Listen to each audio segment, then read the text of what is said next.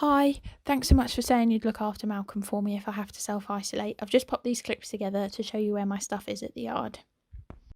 So, this is how you get to find all my stuff in the tack room.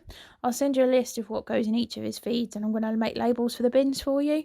I always make sure that I do his feeds the night before just so they've got time to soak because he'll be too impatient to wait in the morning when you come up. Just in case you need it, in this top drawer is all my first aid bits and bobs. Once he's had his breakfast, you can pop him out in his field, which is the fourth one on the right hand side as you go down the track. You can take his head collar off and leave it on the gate. He's normally a very good boy to catch when you go back in the evening. And if you can, just make sure he's got plenty of water when you pop him out, that would be great. So these are all my tools. They should all have his name written on them. And please do make sure you only use these ones, so you're only using my stuff. Okay, so rocking out, obviously you're just getting all the poo and the wet shavings out for me. If for any reason he's got to be in that day, I would just tie him up outside while you muck out his stable, just so he's not in your way while you're trying to do it.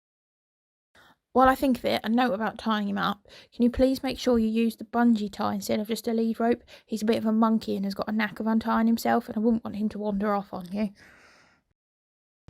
If you could just change his water and give his bucket a rinse out every day as well. I've got these containers sat outside my stable and one of them is sort of big enough to fill a bucket up, so if you could just run those around to the tap and fill that up for him.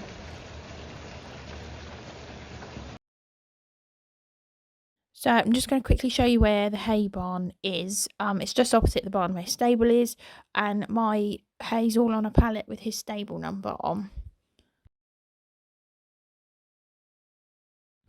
He has 3 of these sections of hay, and I just pop them in a hay net to take them back to the stable just so I don't make a mess all over the yard and drop hay everywhere. Then you can just empty it into his hay bar in the stable and just make sure that it all fits in nicely.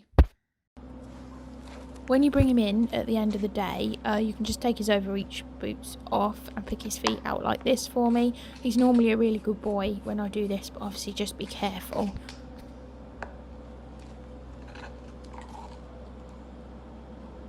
If you could just give him a look over, sort of over his legs and over his body, just to check if he's got any cuts and that he hasn't hurt himself whilst he's been out. You can then give him his tea, which you will have made earlier, and you can pop him to bed for the night. Please double check that his stable door is shut properly, as he has been known to let himself out if it isn't. So I think that's everything, but please do just phone me if you have any problems or questions. I've written this all down for you as well, and I'll send it to you just in case that's useful. I'll also text you the vet and the farrier's numbers and let you know where I keep his passport, again, just in case of any emergencies. If you could take some photos and videos for me as well, if you have to look after him, just so I can still see his face, I'd be really grateful. Malcolm says a big thank you too.